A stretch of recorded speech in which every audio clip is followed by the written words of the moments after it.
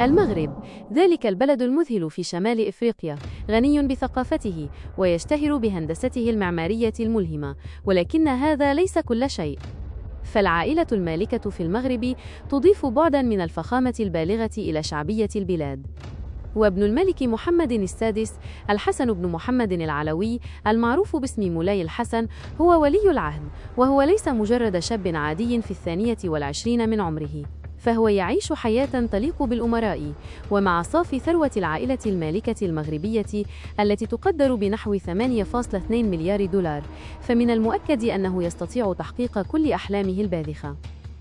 لا شك أن أمير المغرب هو رمز للثروة والجاه، ويمتلك ثروة يحلم بها الكثيرون. ولكن فيما ينفق الأمير أمواله؟ وكيف يختار توجيه ثروته؟ قبل ذلك، دعونا نكتشف من هو حقاً. سمي الأمير مولاي الحسن تيمناً بجده الملك الحسن الثاني، ومن المتوقع أن يعتلي العرش باسم الحسن الثالث، ويحتل المرتبة 823 في قائمة النبلاء الأكثر شهرة في العالم، وهو النبيل الأكثر شعبية في المغرب. ومن إجمالي ثروة العائلة البالغة 8.2 مليار دولار، تبلغ ثروة الأمير مولاي الحسن وحده 1.5 مليار دولار، وهو مبلغ يخطف الأبصار.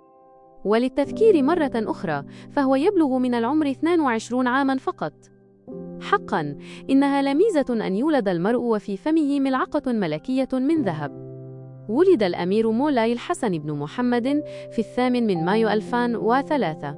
غمرت السعادة العائلة المالكة لدرجة أنه تم الاحتفال بميلاده بإطلاق 21 طلقة مدفعية. وهو الابن الوحيد للملك محمد والأميرة للا سلمى، وللزوجين ابنة أيضاً. يعد مولاي الحسن أغنى أمير شاب في العالم. وبينما قد تتوقع أن ينفق الأمير الشاب ببذخ وإسراف على أشياء براقة وغير ضرورية، إلا أنه لا يشبه تماماً كل أفراد العائلات المالكة الآخرين. فعلى الرغم من أنه ينفق على الرفاهية، إلا أنه متواضع للغاية أيضاً. ولعل السبب في ذلك هو أن العائلة المالكة المغربية هي ثاني أقدم نظام ملكي في العالم بعد العائلة المالكة البريطانية. ومن شدة تواضعه يسحب يده عندما يحاول الناس تقبيلها لتهنئته. فمن العادات في الثقافة المغربية تقبيل يد الأكبر سناً لإظهار الاحترام. وبما أنه الأمير، يحاول الناس تقبيل يده عند تهنئته تعبيراً عن التقدير. لكن الأمير مولاي يسحب يده على الفور، لا استخفافاً بالناس، بل تواضعاً منه ورغبة في ألا يعاملوه بهذه الطريقة. الأمير مولاي الحسن ليس مجرد شاب ثري ولد في عائلة ملكية، فهو يتمتع بشعبية في جميع أنحاء العالم لأسباب أخرى عديدة. فمن حضوره الرصين في المناسبات السياسية والرسمية، واستضافته لاجتماعات عالمية مختلفة، فهو ليس كأي مراهق عادي. فبدلاً من مقاطع تيك توك وإنستغرام ريلز، ينصب تركيزه على الأهداف الكبرى التي تغير وجه العالم. فهو لا يتباهى ولا يستعرض ثروته، وهذه صفة رائعة في هذا الأمير الشاب الوسيم تجلب له الاحترام من جميع أنحاء العالم. ومعروف أن لديه قاعدة جماهيرية نسائية كبيرة، وهذا أمر منطقي، فهو وسيم وشاب وفاحش الثراء وأمير وأعزب. يتقن الأمير أيضاً 4 لغات بطلاقة: لغته الأم العربية والفرنسية نظراً لكون المغرب مستعمرة فرنسية لمدة 40 عاماً تقريباً، والإنجليزية والإسبانية. وخلال فترة مراهقته حافظ على ظهور إعلامي محدود للتركيز على دراسته. أما عن تعليمه، فقد التحق بالمدرسة المولوية في الرباط. وفي يوليو 2021 تخرج ولي العهد البالغ من العمر 18 عاماً من المدرسة الثانوية، وحصل على شهادة البكالوريا في شعبة العلوم الاقتصادية والاجتماعية بتقدير حسن جداً. ولديه اهتمام كبير بقطاع الطيران، فربما يصبح طياراً يوماً ما ويغزو السماء أيضاً. قد لا يكون ولي العهد الشاب من النوع الذي يحب التباهي، ولكن عندما يمتلك كل هذه الأموال، فمن المؤكد أنه يضع الفخامة والراحة في كل ما يفعله. وعندما يضطر للسفر إلى العديد من الوجهات الدولية لأداء واجباته الملكية، فإنه يحتاج إلى وسيلة نقل استثنائية. يسافر مولاي الحسن حول العالم في طائرته الخاصة من طراز جلف ستريم جي 650 التي تبلغ تكلفتها 67.4 مليون دولار. ويقال إن الطائرة هي واحدة من أغلى وأقوى طائرات كبار الشخصيات في العالم بأسره. وتحمل لوحة تخصيص الطائرة الخاصة بالأمير الرمز CNAMH، والذي يعني صاحب السمو الملكي مولاي الحسن. وتمنح لوحة الترخيص هذه الأمير الحسن امتياز مخاطبته بلقب صاحب الجلالة مولاي الحسن في جميع الأوقات. يمكن لهذه الطائرة الفاخرة باهظة التكلفة أن تطير لمسافة 8700 ميل دفعة واحدة دون توقف، وتتسع ل8 ركاب و4 من أفراد الطاقم. وعندما يسافر فرد من العائلة المالكة دولياً، يجب أن يكون هناك ما يكفي من الأمن. وبفضل نظام الدفاع الصاروخي الإسرائيلي جيميوسك الذي تبلغ تكلفته 20 مليون دولار والمثبت في الطائرة الخاصة، لا داعي لأن يقلق الأمير مولاي الحسن بشأن سلامته في الأجواء.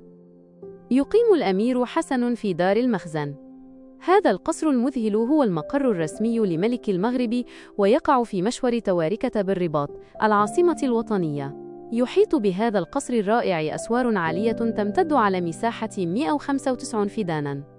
لا يسمح للزوار بالدخول، ويمكنهم فقط الاستمتاع بالنظر إلى مدخله الرئيسي ذي التصميم المعقد من الخارج. يضم القصر الفخم مسجداً، وأماكن إقامة للحرس الملكي، ومدرسة للطبخ، ومكتبة تحتوي على مجموعة مخطوطات الملك الحسن الثاني، والمدرسة المولوية، وهي مدرسة خاصة تستخدم لتعليم كبار أعضاء العائلة المالكة المغربية. كما يحتوي القصر على حدائق رائعة مصممة بتأثيرات فرنسية وعربية، وقد أتاحت له نشأته في مثل هذا المسكن الآمن والجميل الاستمتاع ببعض من أفضل التجارب طوال طفولته. يحب الأمير المسؤول أيضاً قضاء إجازاته في وجهات استثنائية مع عائلته.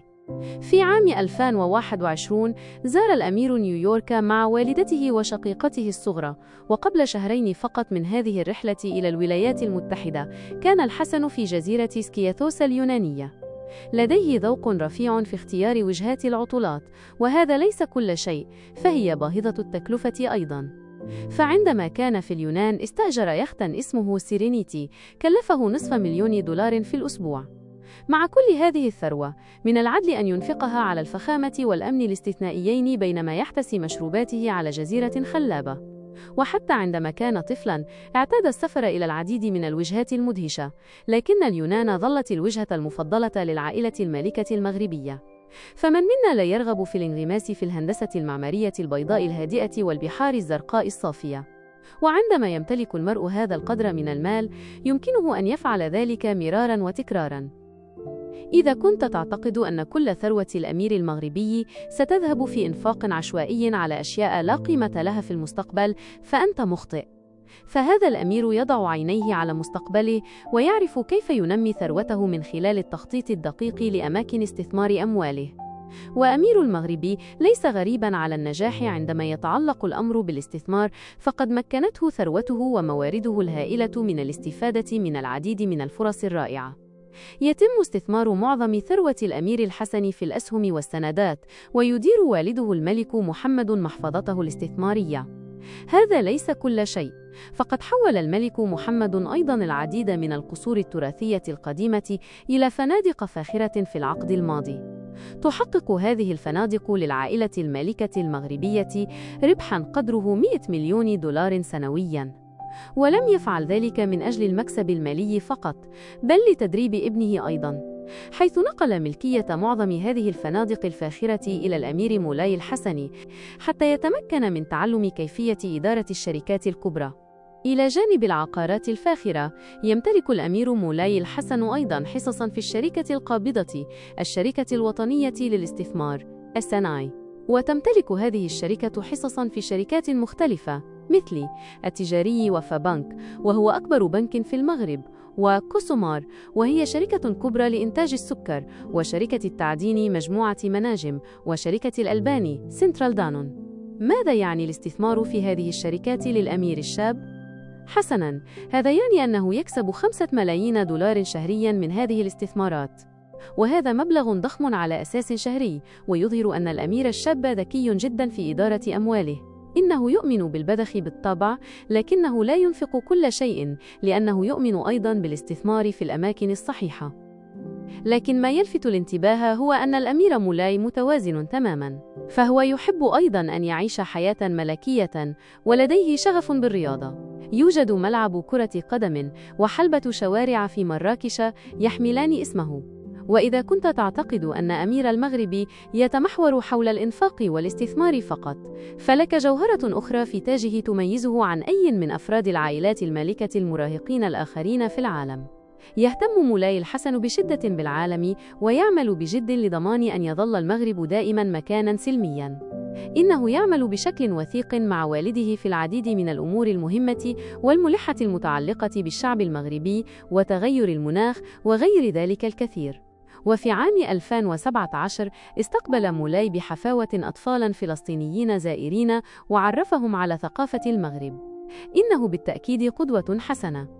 يؤدي الأمير مولاي الحسن واجباته الملكية بنشاط منذ عام 2015 عندما كان طفلاً. وفي عام 2017 كان الأمير الحسن أصغر مشارك في قمة كوكب واحد في فرنسا. وفي عام 2019 استقبل مولاي الأميرة هاري وميغان ماركل في قصر الضيافة الملكي بالرباط. لقد كان يتفاعل مع أفراد العائلات المالكة من دول أخرى، ويمثل والده في مختلف المناسبات السياسية والاجتماعية منذ سن مبكرة جداً. وفي عام 2019 حضر أيضاً جنازة هنري دورليان كونت باريس ودوق فرنسا.